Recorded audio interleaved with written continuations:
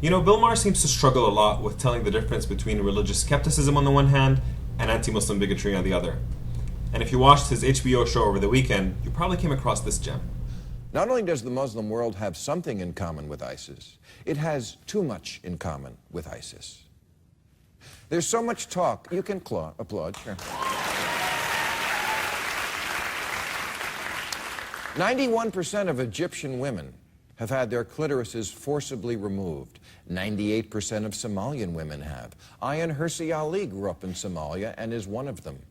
She was scheduled to speak at Yale last week, but the school's atheist organization, My People, complained that she, quote, did not represent the totality of the ex-Muslim experience. Meaning what? The women who like mutilation?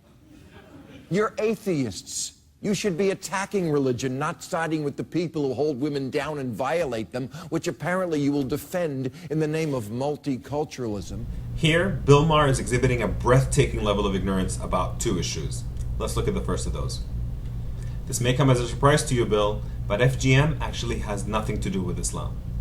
In fact, the practice is virtually unheard of in the overwhelming majority of the Muslim world. If you look at the World Health Organization website, you'll notice that it's actually a geographic problem with a particular concentration in Eastern Africa. For example, the country Eritrea has a Christian majority, and yet the FGM rate there is nearly 90%. So trying to tie FGM to Islam is just plain ignorant. Second, Ayaan Hirsi Ali is not just a critic of Islam who deserves the support of liberals and progressives and atheists. She is actually a hate monger who has said that there's no such thing as moderate Islam, and even insisted that all devout Muslims support the atrocities that were committed on 9/11. If you're having trouble understanding the distinction between these two things, let me put it to you this way. If someone comes along and says, I don't believe in the religion of Judaism, then they're just a religious skeptic. But if someone comes along and says, all Jews are terrorists, then that person is an anti-Semitic bigot.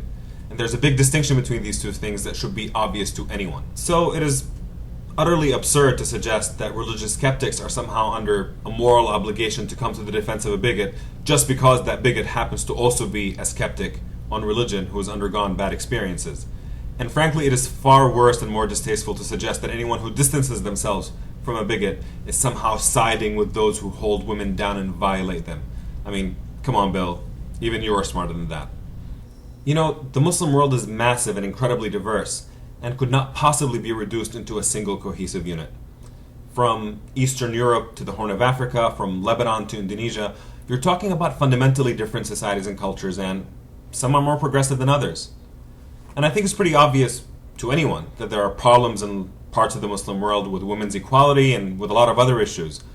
But the way progressives here in the United States can help is actually by supporting progressives in those various societies who are fighting against reactionary ideas and practices, not by engaging in religious bigotry against those entire societies.